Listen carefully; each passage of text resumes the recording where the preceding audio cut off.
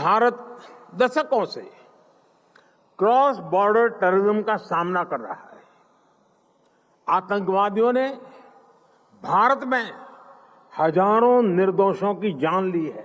India के prime minister की तरफ से G20 के पार्लियामेंटेरियंस का जो G20 का वो है स्पीकर्स की, उनके उस पर जो है वो एक खिताब कर रहे थे और उन्होंने स्पीच की तो उन्होंने 2001 की बात की। करीब 20 साल पहले आतंकवादियों ने हमारी संसद को भी निशाना बनाया था। जितनी दफा भी इजराइल ने एट्रॉसिटीज कमिट की हैं फलस्तीनियों के बारे में, खामोश रहता है यूनाइटेड नेशन उस वक्त तक जब तक इजराइल अपने ऑब्जेक्टिव अचीव नहीं कर लेता। जो भारत उसके साथ खड़ा है इजराइल के साथ, इसकी वजह ये है कि जिस तरीके से हमास ने बॉर्डर क्रॉस करके वहां पर जाके उनके दहशतगर्दी की है, तो इंडिया ये समझता है कि उसके साथ ऐसी दहशतगर्दी जो है वो होती रही है। आज अमेरिकी वजीर खारजा जो कि लैंड किए हैं इसराइल की सरजमीन पर, उन्होंने एक और जंगी बेड़ा गजा की पट्टी पर उतारने का ऐलान किया है। और मैं मुसलमान मुल्कों को वार्न करना चाहता हूं इस प्रोग्राम के जरिए से कि अगर आपका ख्याल ये है कि हजारों सैकड़ों लाखों फलस्तीनी मर जाएंगे और उनके घर महफूज रहेंगे, वो इस गलतफहमी में है। ये आग अगर भड़की तो मशरिक़ वुस्ता समेत मुस्लिम उम्मा का कोई मुल्क बचेगा नहीं। जिहादी को योगी आदित्यनाथ चाहिए। योगी आदित्यनाथ, इनके अंदर जो जिन्न है, जो भूत है, जो प्रेत आत्मा इनके अंदर है ना, जो नाचती रहती हैं, उनको निकालने वाला काम बाबा करता। बाबा का काम ही यही है कि आदमी के अंदर से वो जिहाद का जिन्न निकालना, और वो जिन्न निकालने का इनकी कोई अन्य शाखा नहीं है। ये काम उत्तर प्रदेश में ही होता है दोस्तों।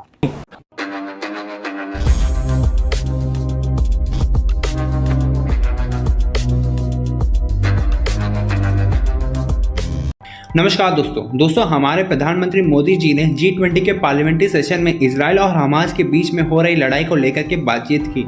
उन्होंने कहा कि ये वॉर का टाइम नहीं है, ये टाइम है भाईचारे का, और इजराइल और हमास के पीस की तरफ बढ़ना चाहिए।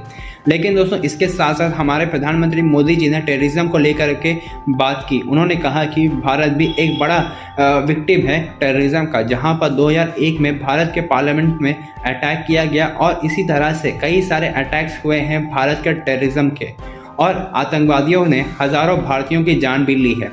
और ये टेररिज्म की समस्या दशकों से चली आ रही, जिसमें पाकिस्तान जैसे देश इस टेररिज्म को बढ़ावा देते हुए आ रहे हैं। तो दोस्तों अब प्रधानमंत्री मोदी जी का टेररिज्म का स्टेटमेंट काफ़ी क्लियर है, जहां वे कह रहे हैं कि अभी जो समय है ये लड़ाई का नहीं है, लेकिन इसके साथ साथ वे ये भी कह रहे हैं कि पूरी दुनिया को टेररिज्म के खिलाफ लड़ना चाहिए और टेररिज्म को पूरी तरह से ख़त्म करना चाहिए, और साथ में जो भी देश टेररिज्म को सपोर्ट कर रहे हैं उन्हें भी सबक सिखाना चाहिए। यानी कि भारत इजराइल की लड़ाई को पूरी तरह से सपोर्ट कर रहा है। तो चलिए इसी पर आगे पाकिस्तानी मीडिया का रिएक्शन देखते हैं। इंडिया के प्राइम मिनिस्टर की तरफ से दो स्टेटमेंट्स में बड़ी अहम है जो सामने आ रही हैं। एक तो उन्होंने जो G20 के पार्लियामेंटेरियंस का जो G20 का वो है स्पीकर्स की, उनके उस पर जो है वो एक खिताब कर रहे थे और उन्होंने स्पीच की तो उन्होंने 2001 की बात की।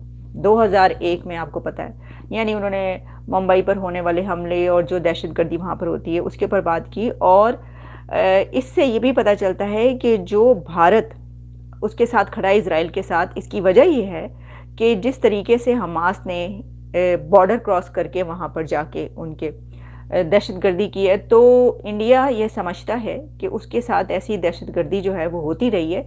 इस बिना पर जो बात ये कही जा रही है कि क्या इंडिया मीडिएशन करवाएगा, क्या इंडिया बढ़ेगा इसमें रुकवाने में, तो इंडिया का जो स्टैंड है वो तो इस ऐसी दहशतगर्दी के खिलाफ है ना, तो वो कैसे आगे बढ़ के ये कहेगा नहीं चलो इनको माफ़ कर दो या जाने दो। इसकी वजह ये है कि फिर उसको भी लोग कहेंगे कि फिर आपने क्यों नहीं माफ़ किया, या आइंदा आप भी आपका भी माफ़ कर देंगे। तो इंडिया जो है वो अपने स्टैंड पर कायम रहेगा। लेकिन इसी के साथ तकरीर करते हुए जो इंडिया के प्राइम मिनिस्टर नरेंद्र मोदी ने और बात की है वो ये है कि उन्होंने कहा है पीस के लिए कॉल दी है कि अमन की तरफ बढ़ा जाए।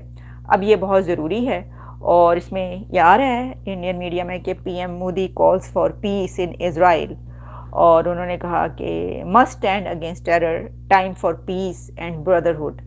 तो जो मैंने आपको कहा कि ये टाइम वो आ गया है अब कि वो कंट्रीज़ के जो अभी तक नहीं बोल रहे थे, खैर इंडिया की हम तो स्टार्ट से पहला वो मुल्क है, लेकिन इसके अलावा भी जो कंट्रीज़ हैं उन्होंने भी अब ये कहना शुरू कर दिया है। इसके अंदर मैं देख रही थी, देखिए पाकिस्तान के हवाले से तो हमने आपको पहले ही बताया था, और अब कल के रोज़ पाकिस्तान के जो फ़ॉरेन ऑफिस है मुमताज़ ज़हरा बलोच, उनकी तरफ से बाकायदा ये कहा गया और कॉल दी गई पीस के लिए, और कहा गया कि अब अमन की तरफ बढ़ा जाए और ये बहुत ज़रूरी है। और यूनाइटेड नेशन से उन्होंने कहा कि आप जो हैं वो अमन करवाएं इसके बीच में। कोई आवाज सुनी आपने किसी की फलस्तीन के हक में?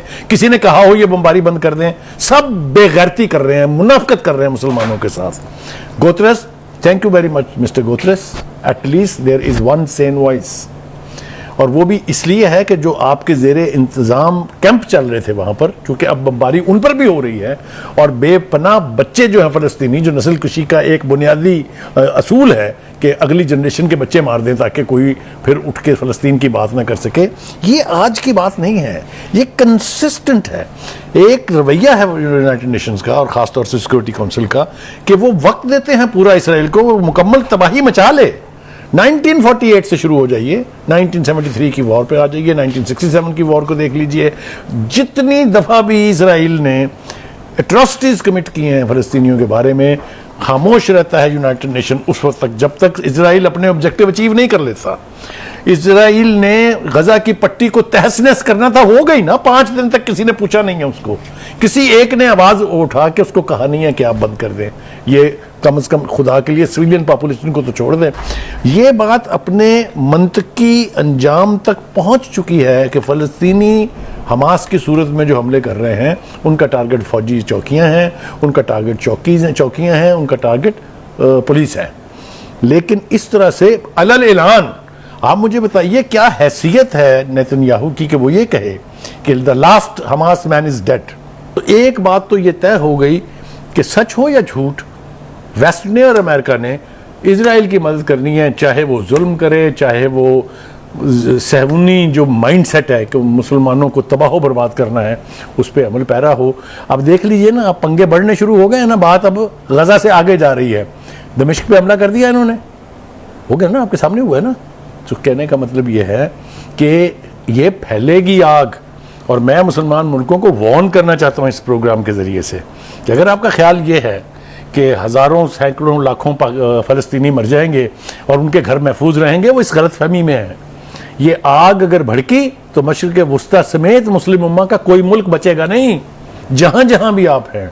मैं एक अर्ज़ करूँ आपसे कि एक जहाद तो ये भी है कि अगर आपका दुश्मन ताकतवर है तो आप दिल में उसके खिलाफ तबर्रा करें। उठा के पत्थर मारना भी नहीं अफोर्ड कर सकते, आप तलवार से लड़ना नहीं अफोर्ड कर सकते। तो मेरे ख्याल से this is the time that all those who have love for Islam, who are Muslims, उन्हें चाहिए कि इस मौके के ऊपर फ़लस्तीनियों को अकेला न छोड़े, क्योंकि आज फ़लस्तीनियंस हैं, कल को कोई और होगा। अगर इजराइल के बस में हो तो आपका ख्याल है मिस्र बचेगा, आपका ख्याल है शाम बचेगा, आपका ख्याल, और hats off to those countries जिन्होंने बबांगे दोहल इजराइल के खिलाफ आवाज़ उठाई है।